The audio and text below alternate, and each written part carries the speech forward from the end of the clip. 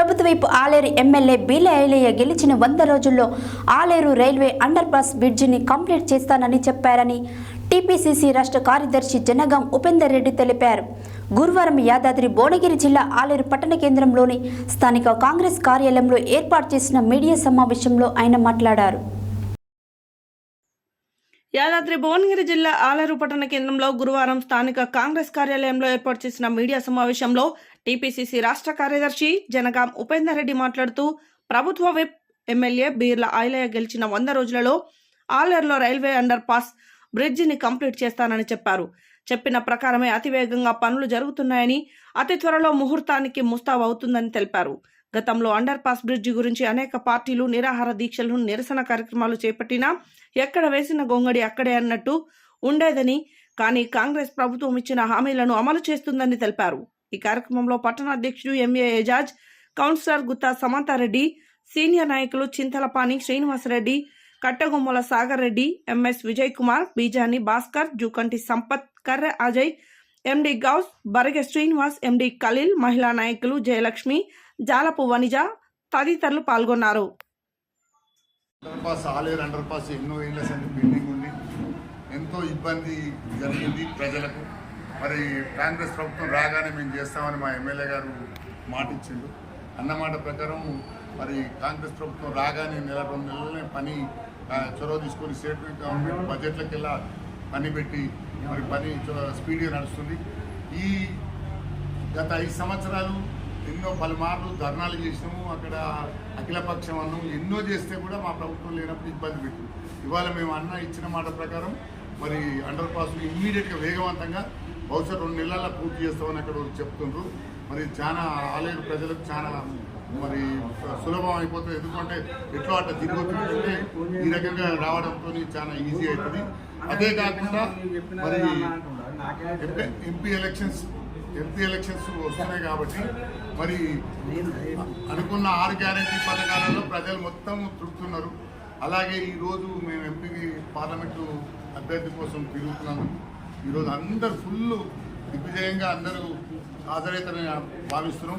భారీ మెజార్టీ కూడా ఇస్తారని, ఎందుకంటే పాదభాగం మీద కూడా బ్రిడ్జిలోకి ఎంతోమంది అదవుతున్నారు. దాని విషయంలో కానీ, జూనియర్ కాలేజ్ మొత్తం పగులు పడ్డది దాని విషయంలో కానీ, డిగ్రీ కాలేజీలో మొత్తం ఇన్ఫ్రాస్ట్రక్చర్ లేదని దాని విషయంలో కానీ, పలు విషయాల మీద ఇవాళ ఎంపీ గారు వస్తున్నాడు. మరి ఒక్క మాటలనే చెప్పిన 3 నెలలనే 5 గ్యారెంటీలు అమలు చేసాం. 6వ గ్యారెంటీకి మరి రైతుల రుణమాఫీ కానీ 500 రూపాయలు కానీ 15 ఆగస్టు సాక్షి 15 ఆగస్టు నుంచి అమలు చేస్తాను మరి మన గౌరవ ముఖ్యమంత్రి గారు చెప్పారు. దాన్ని పూర్తిగా ఇబ్బంది లేకుండా అది అందరూ నమ్మాలి. ఓటు కోసం మనం ఇబ్బంది లేకుండా, ఓటు కోసం మనం ఏ రకంగానైతే ఇదివరకు ఐలయ్య గారికి భారీ మెజార్టీ 50,000 ఇచ్చినాము, ఇప్పుడు ఒక 3.5-4 లక్షల మెజార్టీతో ఇస్తారనేది 6 ఎమ్మెల్యేలు, 7వ ఎమ్మెల్యే జనగాం ఇన్ఛార్జి కూడా డీసీసీ ఉంది. కాబట్టి మాకు ఆశాభావం చాలా ఉన్నది. ఉన్న 17 సీట్లలో 16 సీట్లు కూడా గెలిచే అవకాశం కూడా ఆశ్చర్యపోయినట్టు. ఎందుకంటే ప్రజలంతా బీజేపీ మీద కానీ టీఆర్ఎస్ మీద కానీ పూర్తిగా విసుగు చెంది కంప్లీట్గా కాంగ్రెస్ పార్టీకి వేయాలి. భారతదేశం బాగుపడాలంటే రాహుల్ గాంధీ ప్రధానమంత్రి కావాలి. మరి మంచి చెడ్డ అన్ని కులాలు అన్ని మతాలు కలుపుకునే కాంగ్రెస్ పార్టీకి ఉన్న చరిత్ర కాబట్టి రాజ్యాంగం రాసుకున్న దాంట్లో అందరికి సమన్యాయం జరగాలనేది కేవలం ఒక కాంగ్రెస్తోనే అవుతుంది. బీజేపీ మాత్రం 10 ఏళ్ళ సార్లు మనకి అన్ని మాటలు చెప్పి కాలేదు.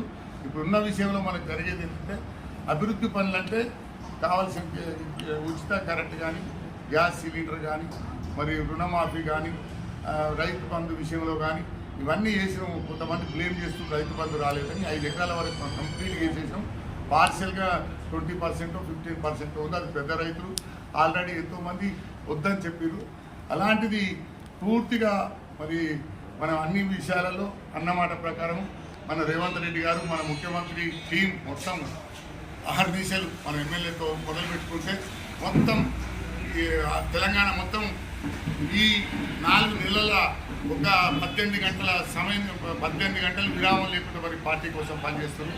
మరి రాహుల్ గాంధీకి తెలంగాణ ఇచ్చిన సోనియా గాంధీకి బహుమానంగా ఈ 16-15 పార్లమెంటు తప్పకుండా కానుకగా ఇస్తామని చెప్పి మా ఆలయ తరఫున మా అందరి టీం తరఫున తెలియజేసుకుంటూ, మరి ఇలాగే పార్లమెంట్ అభ్యర్థి మరి ఎమ్మెల్యే అభ్యర్థి ఇద్దరు జోడీ ఇద్దరు యువకులు మంచి ఉత్సాహవంతులు, పనిచేయాలని తపనలోను.